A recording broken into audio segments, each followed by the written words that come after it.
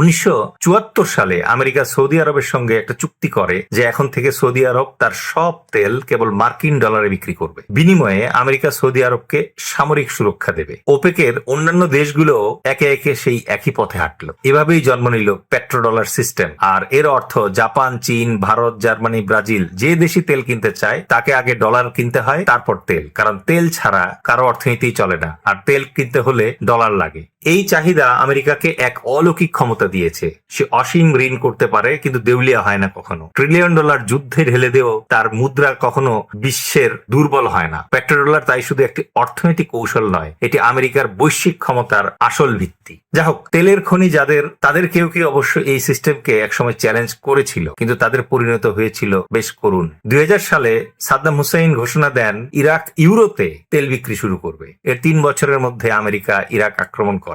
যুদ্ধের পর ইরাকের তেল বিক্রি আবার সেই ডলারেই ফিরে যায়। লিবিয়ার প্রেসিডেন্ট গাদ্দাফিও ডলার ছাড়া তেল বেচতে প্রস্তাব দিয়েছিলেন। 2011 সালে ন্যাটোর সহায়তায় গাদ্দাফিকে কতল করা হয়। ভেনিজুয়েলার মাদুরো চীনের সঙ্গে জোট বেঁধে ডলারের বাইরে তেল বিক্রির পথে হাঁটার চেষ্টা করেছিলেন। আর এবছরই জানুয়ারিতে মাদুরো এবং তার স্ত্রীকে ট্রাম্প প্রশাসন কিডন্যাপ করে নিয়ে যায়। বিশ্লেষকরা এই ধারাটিকে বলে পেট্রোডলার ওয়ার থিওরি, মানে পেট্রোডলারকে চ্যালেঞ্জ করলে গুরুতর পরিণতি অনিবার্য। কিন্তু ইরান এবার একটু ভিন্ন পরিস্থিতি তৈরি করেছে। এই সংঘাতের 2 সপ্তাহের মাথায় ইরানের একজন শীর্ষ কর্মকর্তা সিএনএন কে জানিয়েছিলেন হরমুজ প্রণালী দিয়ে তেল পরিবহন করা যাবে, তবে তেলের মূল্য পরিশোধ করতে হবে চীনা ইউয়ানে, মার্কিন ডলারে নয়। Can you believe that?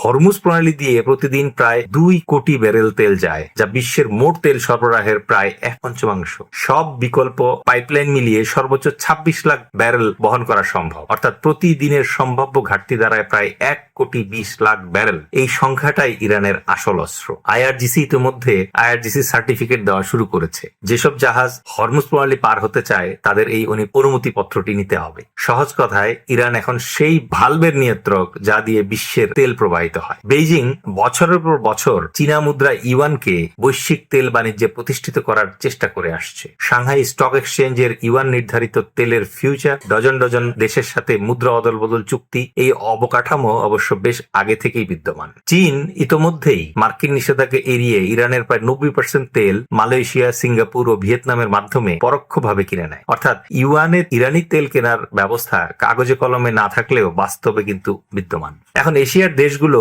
একটা কঠিন প্রশ্নের মুখে পড়েছে। আমেরিকার শর্তে ডলারের তেল কেনার জন্য অপেক্ষা করবে, নাকি ইরানের ইউয়ানের শর্তে তেল নিয়ে আপাতত অর্থনীতি চালু রাখবে? উপসাগরীয় দেশগুলো, বিশেষ করে সৌদি আরব ও সংযুক্ত আরব আমিরাত এখন কঠিন অবস্থায় পড়েছে।